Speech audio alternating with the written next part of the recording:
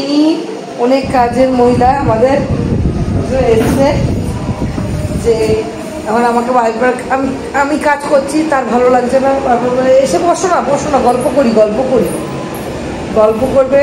ও আমার reels partner, খুব মিষ্টি।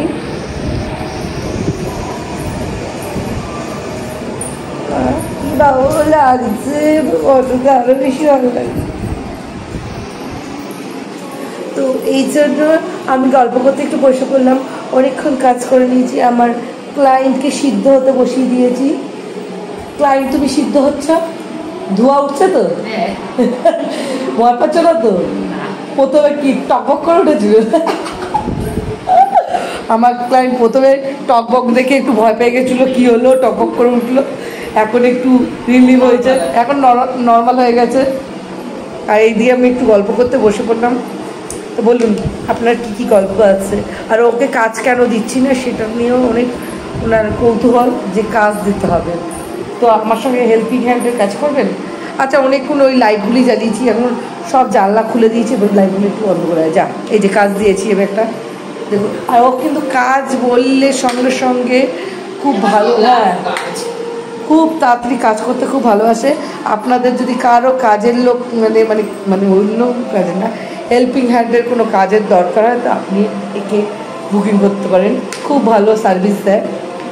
বৃষ্টি হবে বলেছিলাম যে উপরে দেখতে, ও ছাদের মধ্যেই বেশিরভাগ বসে রয়েছে, মানে পুরো না বসে সিঁড়ির মাঝখানে বসে কিন্তু বৃষ্টি ওয়েট করছিল। কিন্তু বৃষ্টি যখন শুরু হয়ে গেছে তখন ও নিচে ছিল, তার জন্য আবার আমার মাকে দৌড়াতে হয়েছে। হ্যাঁ, ও তারপর পিছন দৌড়ে মার হাতে কাজ করেছিল, সেটা বড় কথা না। একটু জামা কাপড় হালকা ভিজে গেছিলো, তাও চেষ্টা করেছি। থ্যাংক ইউ, ওয়েলকাম বলছে করে দিয়েছে, যার জন্য ওকে আমি বললাম চল তাহলে তোর শ্যাম্পুটা করে দিই আমি। তুই আমাকে হেল্প করে দিয়েছিস, তোকে তো করে দিতে হবে। কিন্তু হেল্প করতে গিয়ে ওর কি হাসি দেখো, ওকে যখন শ্যাম্পুটা শুরু করেছি প্রথম তো খুব খুশি হচ্ছিল, কিন্তু পরে বলেছি এর জন্য কিন্তু চার্জ লাগবে, টাকা লাগবে। তখন ওর ভয়েতে জড়সড়, টাকা আমি কোথা দিয়ে পাবো, কাজ তো করানো শুরু করে দিয়েছি। তারপরে ওকে যখন বলেছি আমি ফ্রিতে করে দেবো, খুব খুশি। তারপরে যখন ওর মাকে ভিডিও কল করে দেখাচ্ছে, ওর মা তো প্রথম ভয় পেয়ে গেছে যে আমি টাকা পয়সা দিলাম না, ও কি করতে চলে এলো। তারপরে যখন বলা হলো না এটা আমি ওকে খুশি হয়ে করে দিচ্ছি, তখন ওর রিয়াকশন গুলি তুমি দেখতে থাকো একটার পরে একটা।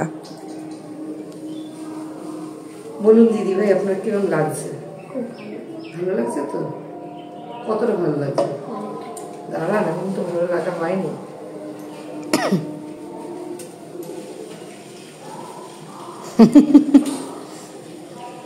যেহেতু ক্যামেরা করা হচ্ছে ওই জন্য রিয়াকশনটা সেইভাবে দেখাচ্ছে না, কিন্তু ওর রিয়াকশনটা ওর মার সামনে যে হারে ভিডিও কলে দেখাচ্ছিল বলার মতন না। মাসাজ করে দিলি, এত কাজ করে দিচ্ছি, জামা কাপড় তুলে দিয়েছি, ওর জন্য এটা বলাচ্ছে।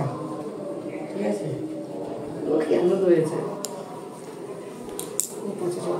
আর একটা টোনার দিয়ে মুখটা একটু মাসাজ করে দাও। টোনার দিয়ে মাসাজ দেয় না, না রে মাসাজ এখন নিস না। হ্যাঁ রে নি, ওটা মাসাজ করে, যেটা দরকার সেটা আমি করে দিই। বল ওটার বয়স হয়নি, মিথ্যা কেন করবো, করলে সত্যি করবো। বল চিটিং বাজি নো, তাই না? তোর মাকে একটা ভিডিও কল করে দেখাও জিনিয়া, আমার উপর বিশ্বাস আছে, ভিডিও তো পাঠিয়ে দেবো আমি, অনলাইন লাইভ দেখিয়ে দিই। ও হ্যাঁ, ওটা অফ কর। তো কেমন কি করলে বলো? Hair wash. তো তোমার চুলটা ধরে দেখো তো কিরম লাগছে, সফট। এরম ভাবে এই মাত্র তোর মার সঙ্গে কিরম ভাবে রিভিউটা দিচ্ছিলিস সেরম ভাবে কিরম লাগছিল, কিরম ভাই ওরে বাবা, সত্যি ভালো লেগেছে, খুব ভালো সফট হয়েছে। এটা একদম সিল্কি। ও শ্যাম্পু করে মজা পেয়েছিস তো? পরের দিন আবার আসবি। টাটা বাই, এবার টাকা নিয়ে আসবি। চল।